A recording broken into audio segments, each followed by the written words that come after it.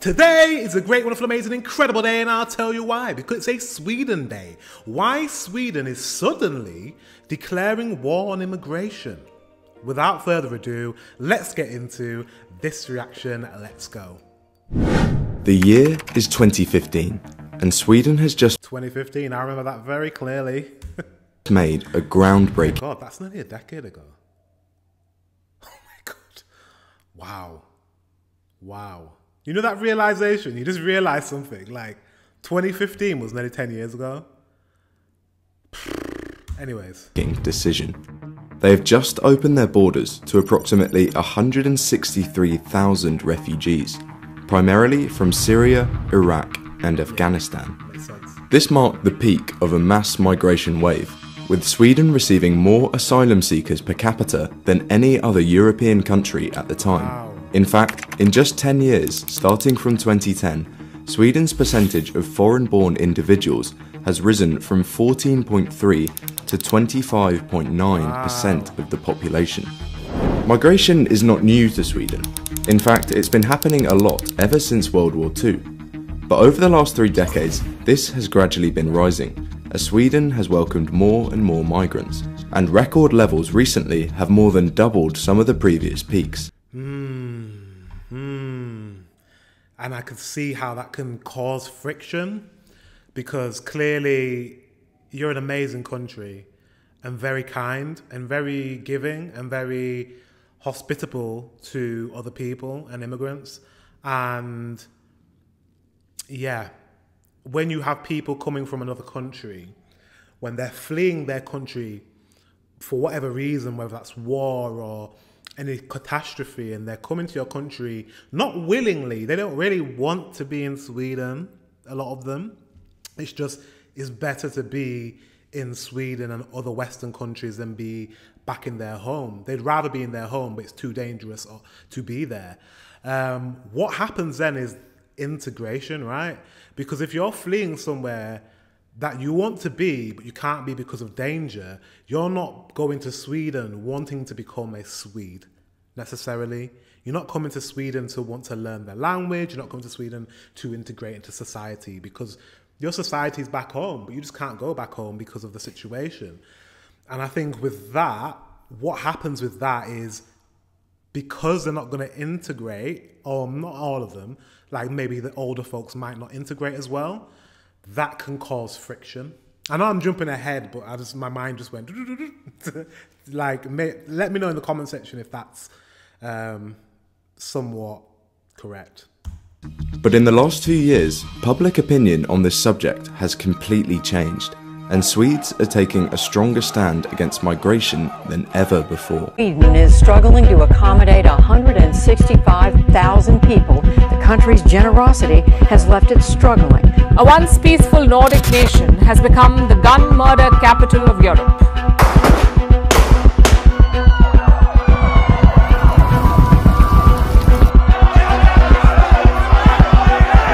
Sverige har aldrig förr sett något liknande. Inget annat land i Europa ser något liknande. Since 2023, Sweden has started to completely shift its policy from integrating refugees to now actively looking to return them to their home country as soon as it's allowed. In 2021, only 25% of Swedes felt that integration of most immigrants in their country was either very or fairly successful, a figure which is far below the EU average. And in the 6 months... I'm conflicted because I have two minds. There's a mind of like, so I have my hat on, and like immigration wise, of like, I think about my grandparents who are immigrants from the Caribbean. There's a big difference between my grandparents and their situation and the situation with a lot of these immigrants from the Middle East and from these Asian countries, because my grandparents came from a Commonwealth country, which at the time wasn't a Commonwealth country. At the time, it was actually part of Britain. It was part of the empire. They had a British passport. The Jamaican passport was a British passport. So, and they were asked to come by the British government because they were trying to build Britain back after the war, so they needed to fill jobs, nursing jobs, various jobs in society, because the population had shrunk and there weren't enough people to fill those roles. So the situation with my grandparents is completely different. They were kind of, you know, they had problems. There was friction with the people there because, you know, racism happens and stuff, but they were welcomed in terms of the government asked them to come. They were allowed to be there and were welcome to be there. The difference between that and this is that they're there, like I said, because they're fleeing their countries from war. Now, Sweden, you guys are like, there's a lot of people in Sweden, clearly, that are saying they want to send these immigrants back to where they're from. And it's, how I feel is I'm conflicted because I understand why that would be the case and why you'd want them to go back, because especially if their country is now safe to be in. The problem is that Sweden is a very nice country. I haven't been yet and I can't wait to go, but I can tell that it's such a nice country and people are so friendly and kind that they're probably like, they've come to Sweden and they're like, oh, it's actually better than my country. This is actually quite nice. Actually, the government actually looks after me. I don't really want to go back. Do you know what I mean? It's like, I don't really want to go back. Why would I go back? Like, and that's the problem. Because they don't want to go back because they arrive in Sweden. Initially, probably they don't want to be there. They want to be at home. They're in a foreign land. They don't understand the language. They don't want to be there. But then it takes a few years before their country is safe to go back to. And by that time, they've tasted the forbidden fruit. Not forbidden. They've tasted the fruit of life in Sweden. And they're like, actually, no, I don't want to go. I want to stay. And this is where this friction happens. Months since new laws were introduced, the Swedish Migration Agency has tripled the number of revoked permits, with over 6,000 individuals having their right to stay in Sweden taken away since January 2023. New amendments effective from December 1st, 2023 have also restricted family reunification for refugees and asylum seekers by raising the age limit and imposing strict financial criteria. These decisions have proved controversial both abroad and domestically, with many arguing that it puts people in danger and that their legal rights have been compromised. To many outsiders, this may seem strange. Sweden, like its Nordic neighbours, is often seen as some sort of liberal utopia, with a strong welfare state and a generally very tolerable view on migration. But recently this has turned sour, as failures to integrate have seen a massive spike in migrant-related gang violence across the country and in its major cities, giving rise to right-wing parties like the Sweden Democrats, whose major campaigning points were around reducing immigration. So this presents an interesting question. Immigration in Sweden has been gradually increasing for years, so why only now is it reaching a boiling point? Sweden is one of the rich... That's so sad, man. That's so sad. Because your nation is a horrible nation who had, like you said, favourable views on immigration, and now it's changing. And the reason why it's changing is because of the mismanagement of the immigration situation. Ooh, that rhymes. Immigration situation. It's mismanaged. The government is mismanaging this situation. They're letting all these immigrants in, too many, and not integrating without a plan of integration into society. Do you know what I mean? It's like letting, this is a bad analogy, but I just thought about this. It's like, it's like having a group of dogs, right, who've been domesticated. That's really bad to say that. No, it's not. I'm going to use the analogy. It's not. I don't mean it in a bad way. It's like a group of dogs. They've been domesticated. They've been living in this nice home. They're like family animals. They're good with children. They're good with adults. They're good with, you know, they're socialized. And then bringing in some stray dogs. Now, hear me out. I'm not saying this in a racial type of way or a negative way. This is an analogy, which I'm trying to pull off. Stray dogs, you bring them in to the house and there's friction. The house dog is like, this is how you do it in this house. You don't like jump on the table and eat the food. You don't, you know, run around with your muddy self and like, you know, there's etiquette, right, that they've learned. And these dogs don't know this etiquette. And they're like, well, we're street dogs. We didn't ask to get put in this place, put in this house. We just got taken in because, I don't know, like our habitat got burnt down and then this person took me to their house and now I'm in your home. There's going to be friction between the house dog and the stray dog.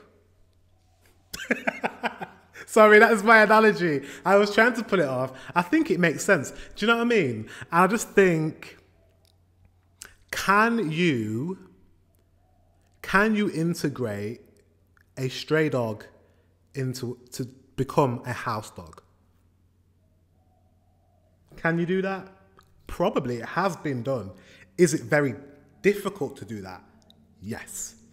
Very, very, very, very difficult, especially if the environment that dog has come from is a very, very different environment to it where it's going. Do you know what I mean?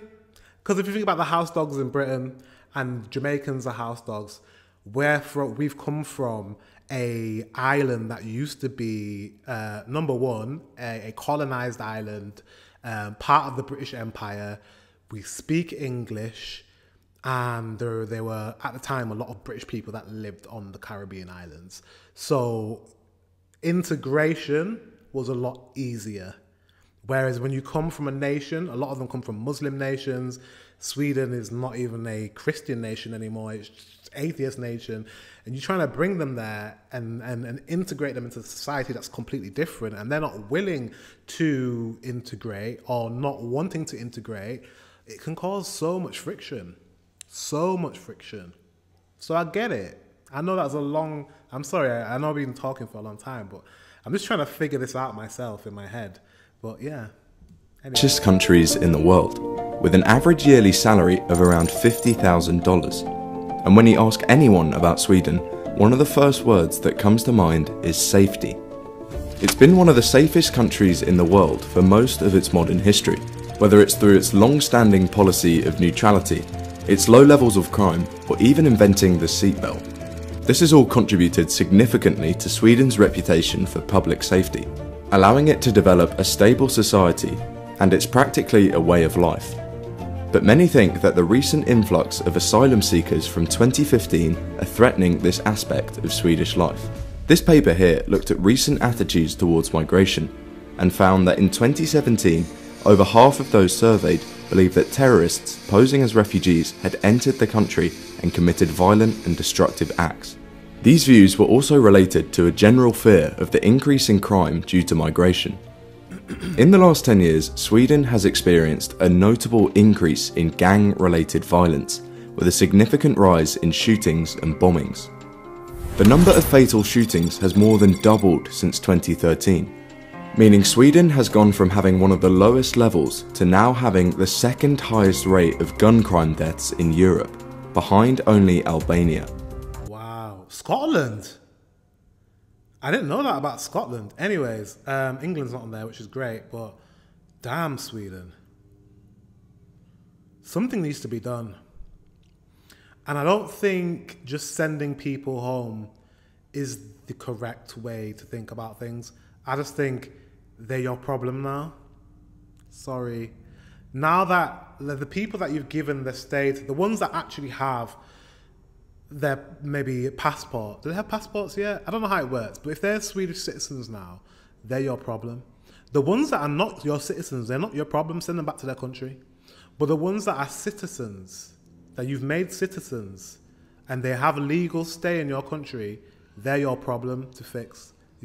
They're not yours as in you, as in Swedish people, but your government. Your government needs to fix this problem because the Swedish people and the immigrants that have come to Sweden, there's clearly going to be this, and they need to fix it. And it's clearly is a problem with guns, and it's a Sweden problem. It's a Sweden problem. It's a Sweden problem. Like I said about the dog analogy, they haven't integrated the dogs. They haven't. This surge in violence has a clear link to organised crime, often involving individuals with immigrant backgrounds, particularly in urban areas like Stockholm, Gothenburg and Malmö.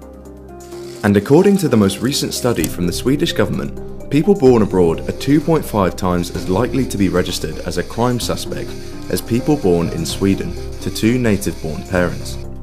But what we should also note is that these stats can often be misleading.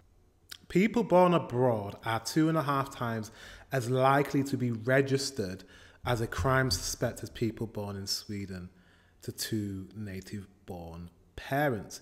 If you're looking at it in that angle, but then you also have to look at the other variables as well, because the people that are coming over as immigrants, asylum seekers especially, people that are fleeing their country, they have nothing, right? So they're starting from the bottom.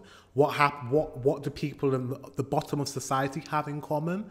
There tends to be a higher level of criminality in people that are in poverty. So which angle are we looking from? Are we looking at the fact that they're immigrants, or not being native born to Swedish parents, or are we looking at the angle where they are also poor? Which one do we look at? Do you know what I mean? Like you can isolate any type of like statistic or any type of study, and you can make it skewed to look like, oh, they're the problem, or maybe it's poverty that's the problem. Maybe all these immigrants coming from these countries have no jobs.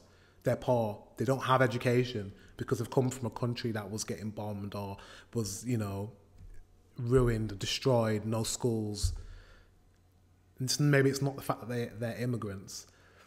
Maybe them not being able to speak English is a barrier for them getting a job in Sweden and integrating into society. There's so many variables, Recent study from the Swedish government, people born abroad are 2.5 times as likely to be registered as a crime suspect as people born in Sweden to two native-born parents. Males as well. But what we should also note is that these stats can often be misleading, as migrants tend to be in socio-economic groups who would commit more crime anyway, such as young males.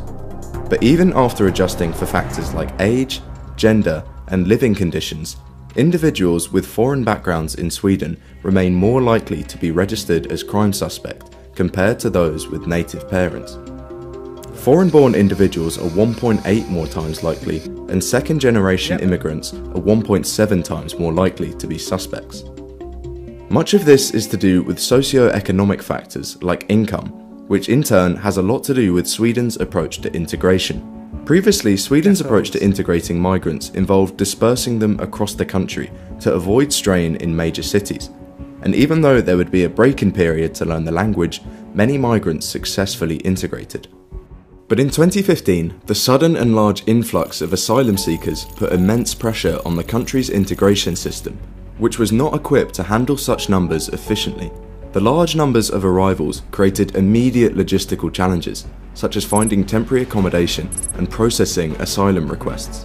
To many that have looked into this topic, it seems that the problem was not admitting migrants, but admitting so many in such a short period of time, which has caused some of the issues Sweden is now facing.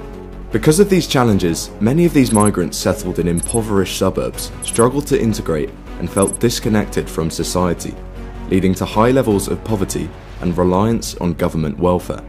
Migrants in Sweden, particularly those from non-European countries, face significantly higher poverty rates compared to native Swedes. In the 10-year period between 2013 and 2023, the at-risk of poverty rate for citizens born outside the EU ranged from 30 to 40%, whilst the rates for those born in the EU or in Sweden were much lower, at 15 to 20 and 11% respectively. Put simply, poverty increases crime, and quite often violent crime. This study, based on counties from the US, found that the 10% of people living in the poorest counties had almost a 6 times higher homicide rate than the 10% living in the least poor counties. A rise in crime linked to poverty has been a fear for many in Sweden, and they don't have to look far to see why. In 2022, Stockholm's gun murder rate was around 30 times higher than in London, despite having a smaller... Whoa! 30 times. What I'd like to know I just don't, where are these guns coming from, Sweden? Guys, real question, where are these guns coming from? Because I'm aware that I thought that Sweden was just like Britain and that you guys it's illegal to carry, you can't carry a gun, open carry guns in Sweden. What are your gun laws like? I'm sure they're the same as in Britain. How are there so many guns on the streets in Sweden? What is your policing like in Sweden? I feel like your police, because of the rapid increase in immigration, your police are trained to police Swedes or trained to police the Swedish society that was in the past and not the Swedish society that is today, where you have to deal with a lot of issues within your society. They need retraining or something. I don't know. I don't understand where these guns are coming from. They need to be confiscated. I don't know. Guys, population. And the effects of poverty on crime can clearly be seen in a city like Malmö. Malmö is located just east of the Danish capital Copenhagen and has accepted more migrants and refugees per capita than any other city in Sweden. By the end of 2015, the city was receiving up to 2,000 refugees every day. And as of 2022, Malmö was home to people from 179 different nationalities, with 1 in 3 of its nearly 350,000 residents born outside Sweden. Due to the sudden influx of people, many migrants have had to live in poor conditions, like the Rosengård estate, which has become breeding grounds for crime. Today, Malmö has the highest level of crime rates in Sweden, specifically for gun-related incidents. And Malmö in particular has faced challenges integrating migrants, with Sweden's PM citing it as one of the cases of parallel societies. While economic factors are not the primary driver of negative attitudes towards migration, they still remain a significant concern. And evidence from various countries suggests that welfare states can lose popular support if their programs are perceived to disproportionately benefit immigrants. The Swedish welfare state is a fundamental aspect of life for many of its citizens, having some of the most generous welfare policies anywhere. But it hasn't always been like this, and there are people old enough in the country to remember that this was something that can't be taken for granted. In fact, in the modern history of the nation, the widespread welfare state is only a relatively modern phenomenon, where large developments weren't seen until after World War II and in the 1970s. The state is very generous, but this needs to be financed through taxes, and Sweden has maintained high tax rates for many years. And the people paying the taxes are the people that are working. It's the same problem in the UK. The people that are paying the taxes are the people that are working. The immigrants that are coming over who have never lived in Sweden and don't have parents or grandparents who are paid into the tax system, it kind of feels as if they're coming into a system and benefiting from money that's been generated by the people that have been working and their ancestors. I get it. I completely get it. I completely get it.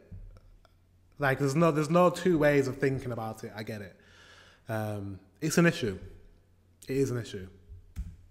But its existing model of the welfare state has been put under challenge in more recent years due to an increase in migration.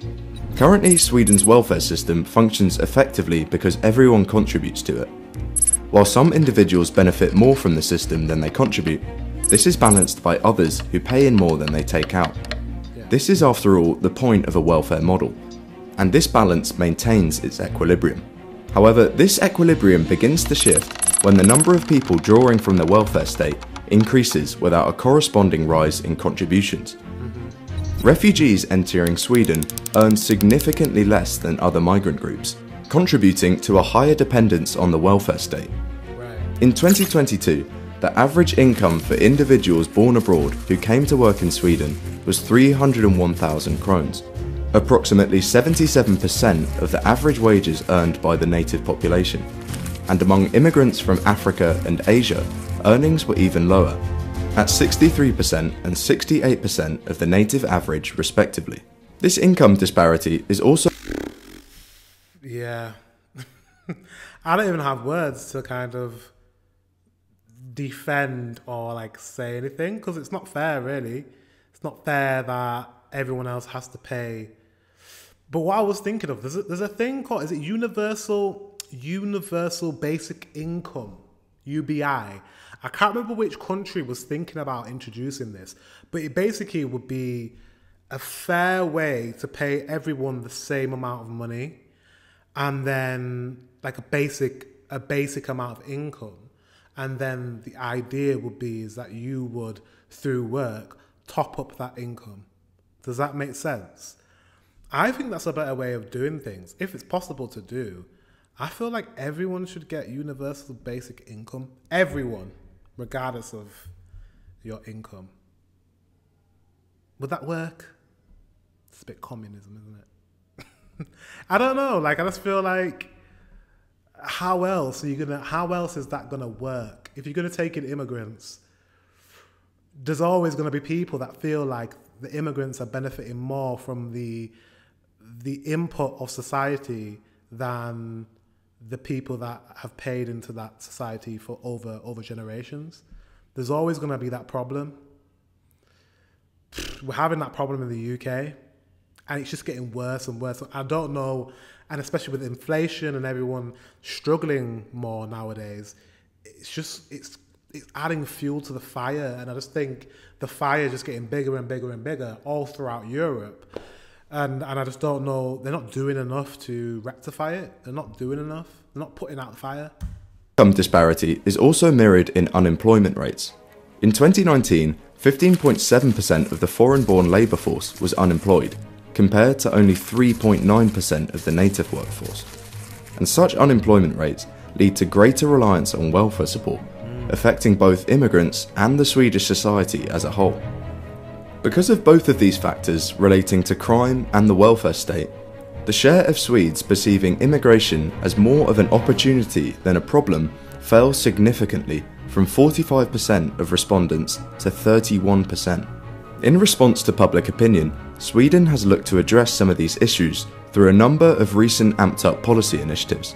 Perhaps the most controversial of recent measures has been plans to increase the number of migrants who are returned to their home country. I think that's right. Tighter measures have been placed. I think that's right. And we have to have the honest conversation about that. I think it's right. It shouldn't be that is seen as racism or like a bad thing. I think people being repatriated to their country, they'd much rather be in their country, to be honest. They'd much rather be in their country than be in Sweden. A lot of the older ones, especially, the adults that came over as adults, would rather be at home.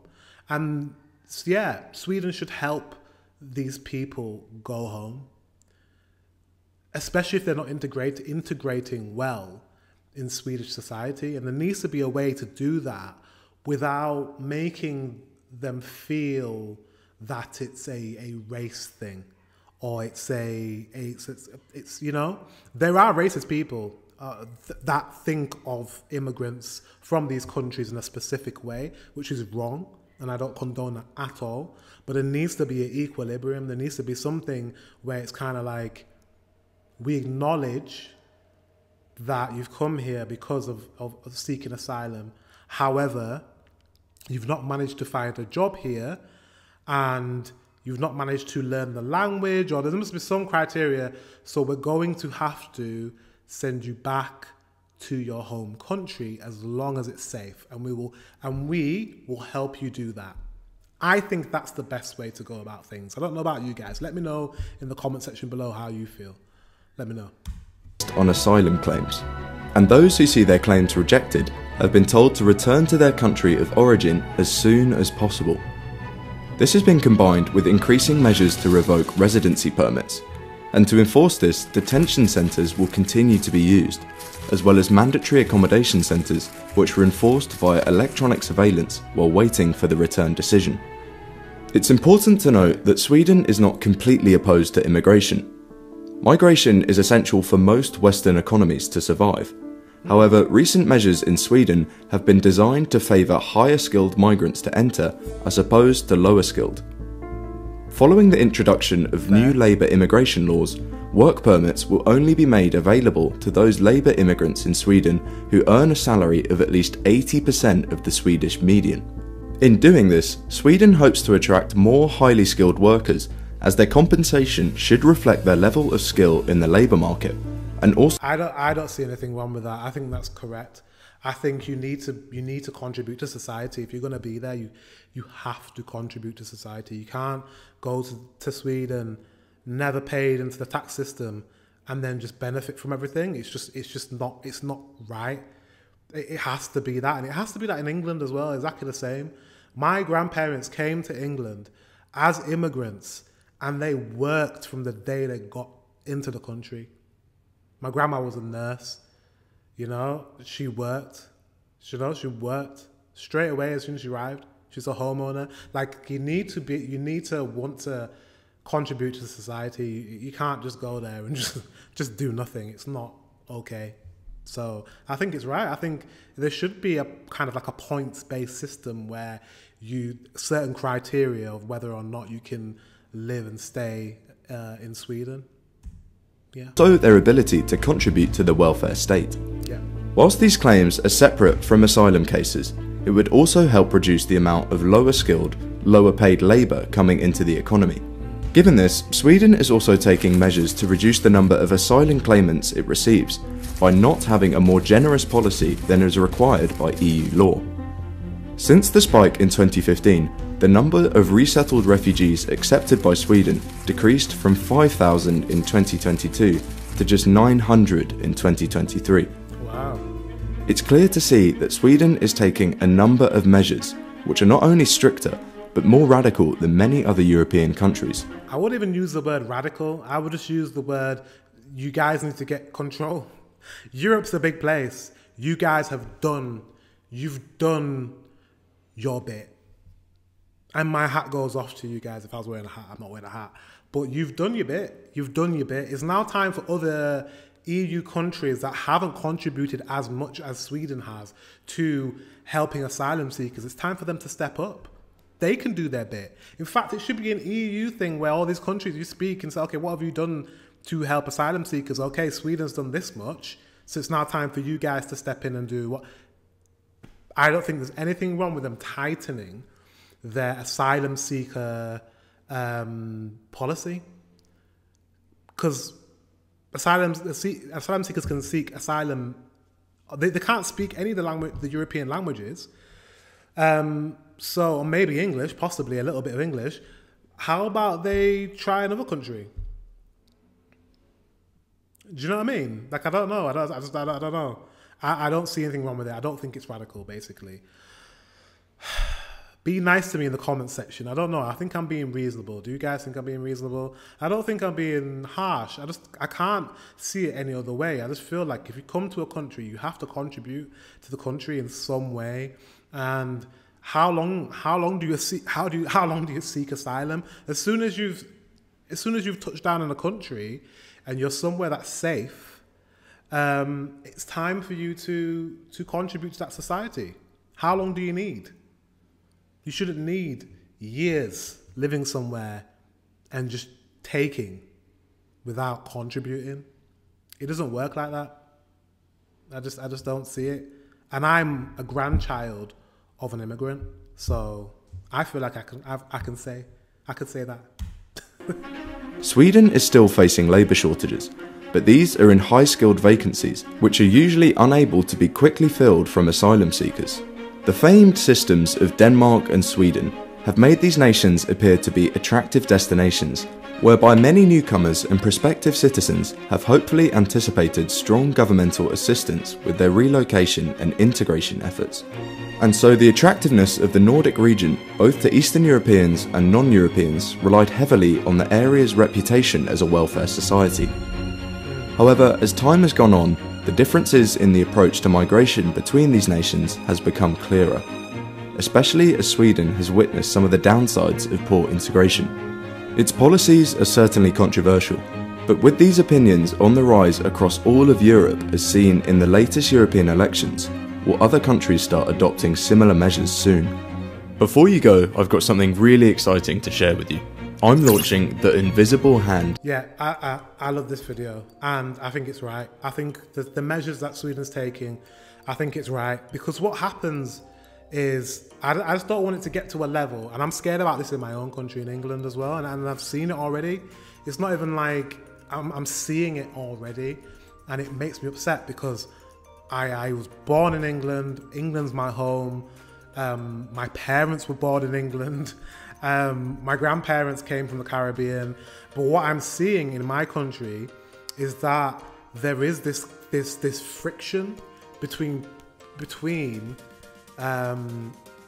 white, because I'll say that, white European people, white English people, and anyone else that's not white English, that is now getting attacked just because they look different. So they're not too sure. They don't really care now whether they're immigrants or not. It's like, oh, it's all the other people that are not indigenous, quote unquote, to England. It's all of them. They're all the problem. And I don't want it to get to that point for Sweden. And I feel like that is a government problem. The government has left asylum-seeking immigration unchecked. They haven't regulated it properly. They've made the countries too attractive to people that are not coming to these countries to contribute to these countries, and they need to fix it. And they need to fix it in a way that's not going to cause more friction between immigrants, or even not immigrants, like Swedish citizens and British citizens who are of an ethnic minority, maybe grandchildren or children of immigrants. Like, don't make it hostile for us living in these countries. They need to fix it. It needs to be fixed. And I think it's very important for that to happen. Anyways, guys, sorry, I'm going to stop rambling on. This was a good video. I found this really, really interesting because it's not just Sweden that's having to deal with this. It's the rest of Europe, and it's getting worse. It's getting worse. And America, especially America. Did you watch the debate between Donald Trump and Kamala Harris? That was interesting. Kamala really, she really did a number on Donald. Anyways, guys, thank you very much for watching. Until the next one, I will see you very soon.